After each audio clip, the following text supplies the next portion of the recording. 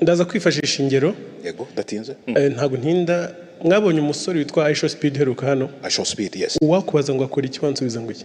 Agera mu gihugu ubundi akifotora akazunguruka hano yifotora. Wifuza gutera imbere afite internet, ufite smartphone, ufite uburyo bwo kwifotora, urasa neza ariko nyine niba bona ntacyo uri kubikoresha kandi ufite umwanya, ufite ibyo wakerekana, abantu benshi bafite umwanya wo kureba, guscrollinga bakirirwa bareba bata umwanya, ibyo byakakubereye umusaruro, ari nacyo kinjyana ku bundi busabe.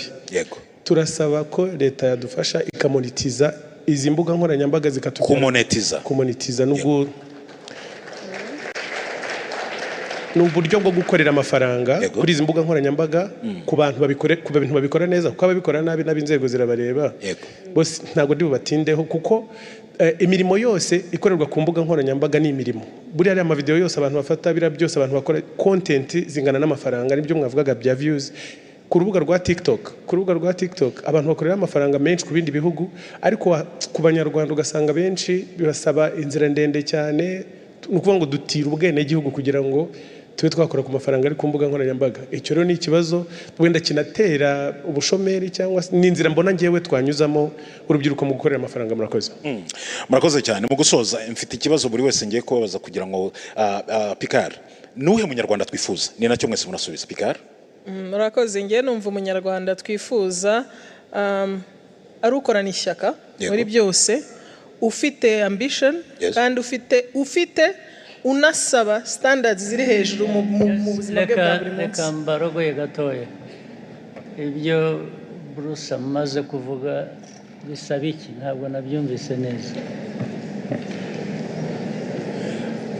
Monetization ya social media y'imbuga nkoranyambaga. Ikibazo rero abantu bahura nacyo mu Rwanda ni iki? Kuki ugomba kwita undi muntu w'ahandi kugira ngo ukore amafaranga utari umunyarwanda? Ikibazo ni iki? Niki ngo tugikemure? Bruce, ni ikihe kibazo gihari kuki social media hano mu Rwanda zidahinduka amafaranga? Uyu ni umwanya kuko n'urubyiruko hanze iki kintu kiri kuvugwa cyane. Murakoze nyakubahwa Perezida wa Repubulika. Kugira ngo umuntu akorere amafaranga ku mbuga nkoranyambaga hari ads, publicité zinyuraho. Izo publicité nizo dukuramo amafaranga. Ni ukuvuga ngo ibigo bije kwamamaza, nk'urugero nasohoye indirimbo, iyo ndirimbo sinzi niba mujya mubibona iyo mugiye mu bindi bihugu, iyo ugerageje nko kuyikandaho hari akavideo gato gatambuka kamamaza, ukabanza ukakareba, abo bantu baba bishyuye, ayo niyo mafaranga aza akagaruka akagera ku wakoze iyo content. Hano mu Rwanda rero bisa nkaho twese turi premium, bisa nkaho twese twishyuye kujya tureba tutarebye publicity. Izo publicity ntago zijye zinyuramo.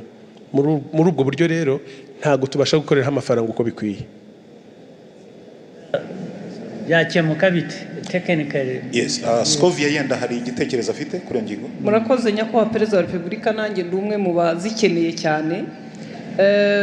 Iki kiganiro kigeze kiba kuko ari ibintu biri tekiniko muri ICT. Tuza kujya mu kiganiro na Minisitiri w'Urubyiruko ndetse n'umukozi ukora muri Minisiteri y'Ikoranabuhanga.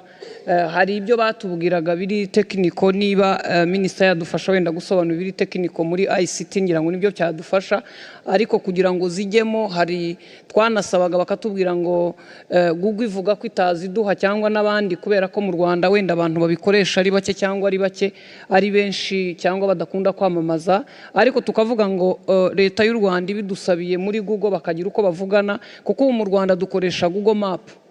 Niba Google Map nshobora kuyikoresha nkayobora umuntu aho ntuye ntamuyoboye ku giti cy'umwembe, ni ukuvuga ngo na ads zishobora kuza. Niba ICT badufasha mu buryo buri tekiniko badufasha. Abashinzwe IT badusobanurira.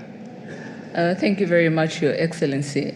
Nkuko bari babivuze, ibigo nka Meta, YouTube na TikTok byose bishyiraho eligibility requirements bituma ibihugu bishobora kuba byakora platform monetization, aho abafite ibihangano bashobora kubibyaza umusaruro.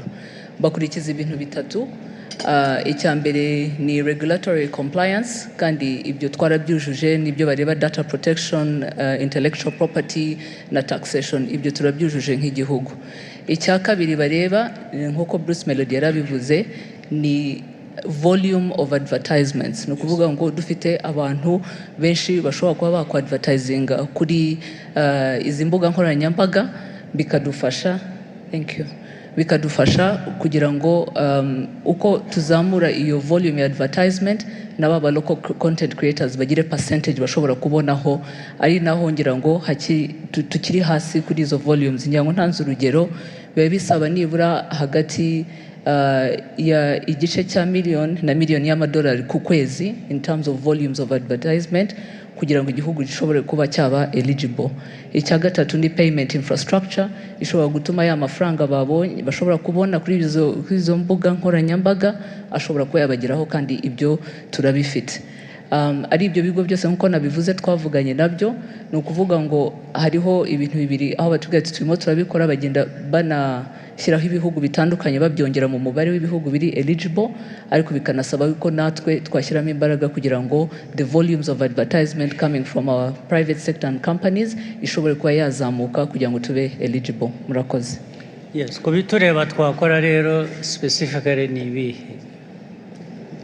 Hari ibyo bireba abo bandi Google n'abandi, hari byaba bitureba ni ibiki tudakora twakora kugira ngo kuva twatangira kuganira nabo ibitureba twabikoze ari izo regulatory compliance zabayeho, ngira ngo dushyiraho na ririya tegeko rya data protection n'ibijyanye na intellectual property, ibyo byose birahari. Payment infrastructure zirahari, ubu ngira ngo ahasigaye hakeneye ko twashobora kuba twabyaza umusaruro izo mbuga nkoranyambaga no kuzamura iyo advertisement base. Murakoze cyane. Twayizamura dutese.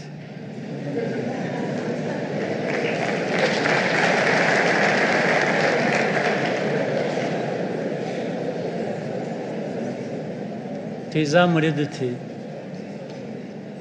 Your Excellency, I think ibi ni kubifata twese nk'umukoro, companies zose zikumva ko social media is also a platform where you can do advertisements, kandi nabyo bigira iyo network effect ishobora gufasha baba local content creators bacu. Harimo kutamenya rero kwaba ngira ngo nk'aba local content creators bo bamaze kubimenya, bakomeje bagirana ibiganiro na companies ubu nizo dukeneye zamenya to mobilize.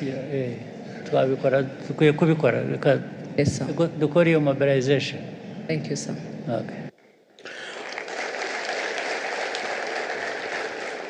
Murakoze cyane nyakubahwa Perezida wa Repubulika. Twari turi kugana ku musozo, the speaker yaramaze kutubwira umunyarwanda twifuza. Minisitiri w'uburezi, nuwe munyarwanda twifuza? Umunyarwanda twifuza n'umunyarwanda wihagije wiha agaciro. Umunyarwanda wihagije wiha agaciro.